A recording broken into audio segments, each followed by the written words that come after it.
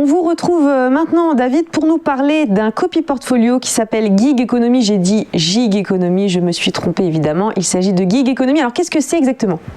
Alors la gig economy, c'est ce qu'on appelle en fait en français ce qu'on pourrait traduire par une économie à la tâche, c'est-à-dire que c'est en fait une sorte d'économie à la demande ou d'économie de petits boulots. Donc au lieu de aujourd'hui, on a vu avec le développement notamment du télétravail, on a vu que le travail en général évoluait fortement et que les tendances ont fortement changé, et donc on a vu une des tendances arriver qui est la gig economy. Donc en gros, dans la gig economy, qu'est-ce qu'on va retrouver comme travail? On va retrouver par exemple tout ce qui est les travails de développeurs, tous les travails de concepteurs graphiques, de spécialistes du marketing, par exemple on peut retrouver des community managers ou ce genre de choses, des rédacteurs, tout ce genre de nouveaux métiers qui étaient très peu développés avant et qui se développent aujourd'hui de plus en plus, et sur lequel les personnes peuvent faire appel à quelqu'un d'externe, et donc avoir un partenaire pour une tâche ou pour une mission qui va durer juste un certain laps de temps, et donc ne plus avoir d'employés sur le long terme et d'être obligé d'embaucher quelqu'un en CDI. Donc ça a été notamment aidé par les freelances. Aujourd'hui, la plupart des gens qui travaillent dans la gig economy sont des clients, enfin sont des personnes freelance. Mais on a aussi d'autres formes. Par exemple, une forme de conseiller qui pourrait être assimilée à de la gig economy. En fait, c'est toutes les sociétés ou tous les métiers qui peuvent être faits de manière freelance, donc une fois et donc de manière répétitive.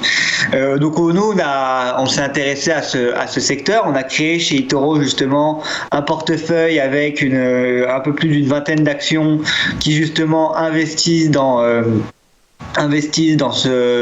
ces sujets-là. Donc on a exactement un portefeuille avec 25 actions qui vont justement en profiter pour investir dans des sociétés. Donc comme on va retrouver des sociétés comme Amazon, on va retrouver des sociétés comme Shopify ou Wix qui permettent à tout le monde de créer leur propre site.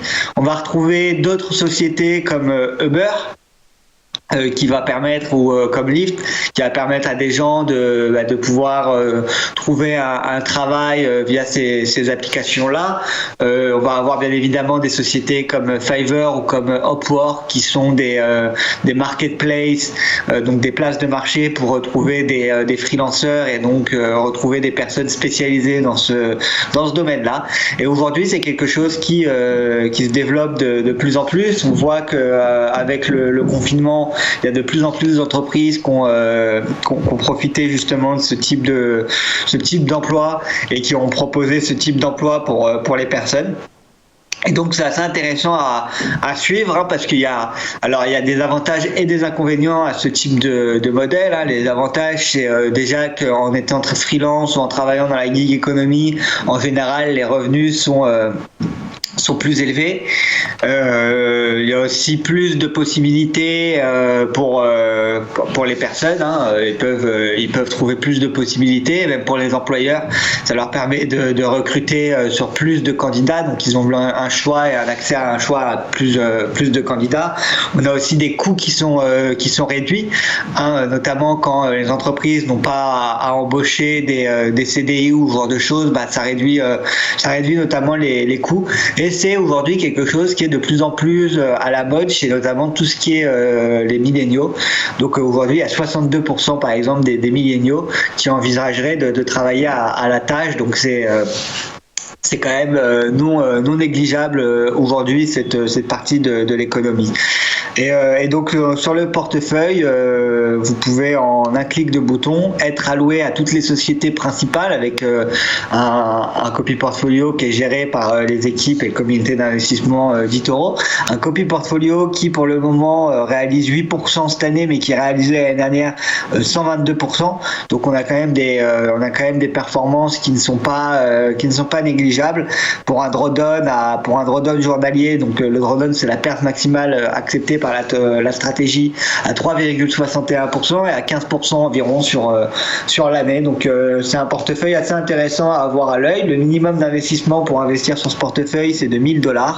Et à partir de $1000, vous pouvez donc avoir une allocation totale sur 25 sociétés, acteurs principaux de ce nouveau secteur.